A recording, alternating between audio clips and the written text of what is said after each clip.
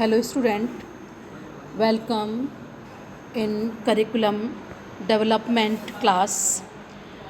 In unit 3, today I will discuss the system approach of curriculum development.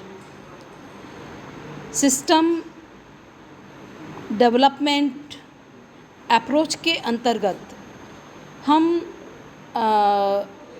जो भी system है, जो भी सिस्टम अप्रोच में हम जो टीचिंग को या ट्रेनिंग को हम एक सोशल और टेक्निकल प्रोसेस मानते हैं।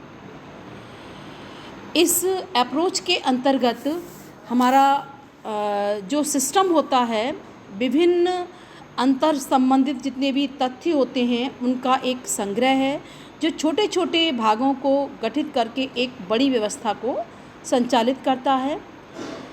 प्रणाली के ये तथ्य आपस में संबंधित होते हैं। किसी भी तथ्य में परिवर्तन करने से जो हमारा पूरा सिस्टम है, पूरी प्रणाली है, उसमें परिवर्तन हो जाता है और इसका प्रभाव नकारात्मक भी होता है और सकारात्मक भी होता है। इस प्रणाली में शिक्षण अधिगम प्रक्रिया जटिल हो सकती है। इस प्रणाली के द्वारा इनपुट संरचना को इस प्रकार डिज़ाइन किया जाता है जिससे कि आउटपुट को प्रभावशाली व उन्नत बनाया जा सके।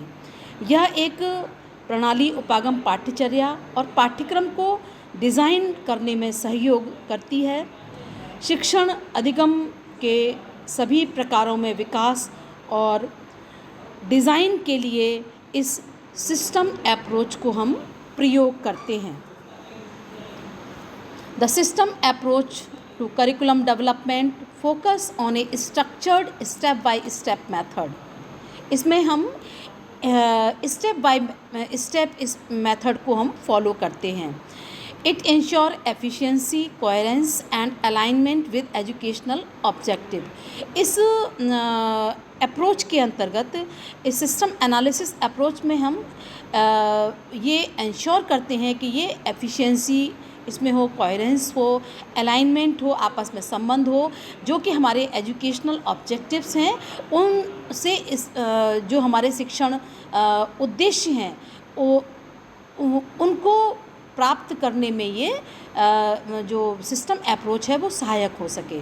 It incorporates feedback loop for continuous improvement, और इसमें जो फीडबैक दिया जाता है वो कॉन्टीन्यूस इम्प्रूवमेंट के लिए भी हम इसमें देने की कोशिश करते हैं। सिस्टम अप्रोच के अंतर्गत की elements of the system approach, तो फर्स्ट इज़ इनपुट आइडेंटिफाई। सबसे इनपुट में हम क्या करते हैं कि identify needs, resources and constraints. हम हमारी जो आवश्यकताएं हैं, जो शिक्षण लक्ष्यों के अनुरूप जो हमारी आवश्यकताएं हैं, जो हमारे पास संसाधन हैं और जो हमारे जो बाधाएं हैं, जो हिंड्रेंसेस हैं इनपुट्स को देने में, वो हम पहले क्या करते हैं, आइडेंटिफाई कर लेते हैं, पहले समझ लेते हैं इनपुट के टाइम में। इसके बाद में process, developing instructional strategies and material. Process में हम क्या करते हैं कि जो भी हम इनपुट देने जा रहे हैं, जो भी हम सिखाने जा रहे हैं, उसके लिए एक इंस्ट्रक्शनल स्ट्रैटेजी और मटेरियल कैसा होगा, किस तरीके से हम उसको प्राप्त कर सकेंगे। इसके बाद है आउटपुट, इवैल्यूएटिंग लर्निंग आउटकम्स। इस करिकुलम के अंतर्गत हम क्या करते हैं कि जो हमारे आउटपुट आएंगे, जो हमारा आउटपुट है वो क्या करेगा, इवैल्यूएटिंग लर्निंग आउटकम्स, मतलब कितना सीखा, वो आउटपुट हमारा इवैल्यूएट करेगा हमारे लर्निंग आउटकम्स को। इसके बाद चौथा स्टेप है feedback, continuous assessment and improvement.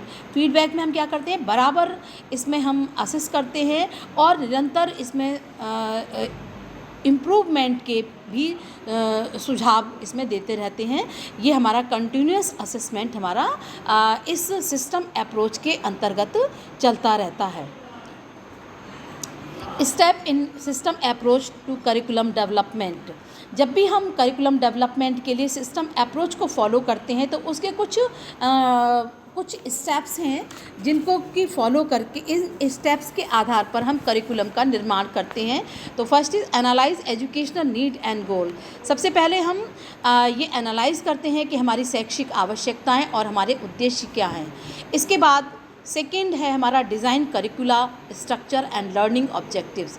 हम करिकुलम को डिज़ाइन करते हैं, बनाते हैं और हमारे जो लर्निंग ऑब्जेक्टिव्स हैं उनको भी निर्धारित करते हैं।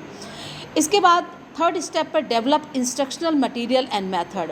उस जो करिकुलम हमने बनाया है, जो डिज़ाइन किया है, उसको हम बच्चों तक पहुंचाने के लिए कुछ इंस्ट्रक्शनल मटेरियल और मेथड्स को भी फॉलो करते हैं कि उसको हम किस मेथड के माध्यम से बच्चों तक, एक्सपेरिमेंटल मेथड के माध्यम से या प्रोजेक्ट मेथड के माध्यम से या लेक्चर मेथड के माध्यम, किस मेथड को फॉलो करके हम बच्चों तक इसको पहुंचाएंगे।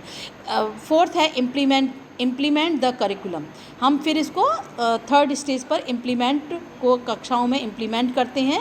Then evaluate and revise based on feedback. और हम इसको परीक्षाओं के आधार पर हम इसको इवेलुएट करते हैं और फिर जो भी इवेलुएशन करने के बाद में कुछ कमियां अगर हम उसमें हैं तो उसको रिवाइज़ करते हैं फीडबैक के माध्यम से कि इसमें किन किन चीज़ों को हम ऐड ऑन और कर सकते हैं। कुछ चीज़ों को हम ऐड ऑन करते हैं, कुछ चीज़ों को हटा देते हैं। Advantage of the system approach ensure alignment with the educational goal. इसकी जो लाभ हैं वो कि जो हमारे शैक्षिक लक्ष्य हैं उससे इसका संबंध होना चाहिए, अलाइनमेंट होना चाहिए, जिससे कि उन उद्देश्यों को प्राप्त करने में ये सिस्टम अप्रोच सहायक हो सके। Encourage systematic planning and organisation. इसमें हर काम सिस्टमैटिक प्लान्ड और ऑर्गेनाइजेशन वे में किया जाता है। इस तरीके के उसको वो ऑर्गेनाइज एनकरेज करता है। Facilitate continuous improvement and feedback. इसमें कंटिन्यूस इम्प्रूवमेंट और फीडबैक दिया जाता है। ये भी इसका एक महत्वपूर्ण एडवांटेज है। Enhance efficiency and effectiveness of the instruction. और इसमें जो हमारे इंस्ट्रक्शंस होते हैं उसकी एफिशिएंसी और उसकी प्रभावशीलता को बढ़ाने का भी प्रयास किया जाता है। लास्ट में हम कंक्लूड कर सकते हैं the system approach provide a logical and structured way to design curricula. जो पाठ्यक्रम है उसको बनाने का एक तार्किक और संरचित आधार सिस्टम अप्रोच के माध्यम से प्रदान किया जाता है। Then it helps ensure effectiveness, efficiency and continuous improvement. इसमें प्रभावशीलता, सक्षमता और निरंतर मतलब इम्प्रूवमेंट के लिए इसमें हेल्प की जाती है। Then implementing this approach enhance the quality of education. इस अप्रोच का प्रयोग हम क्वालिटी ऑफ एजुकेशन को एनहांस करने के लिए हम इस सिस्टम अप्रोच का प्रयोग करते हैं। Thank you class.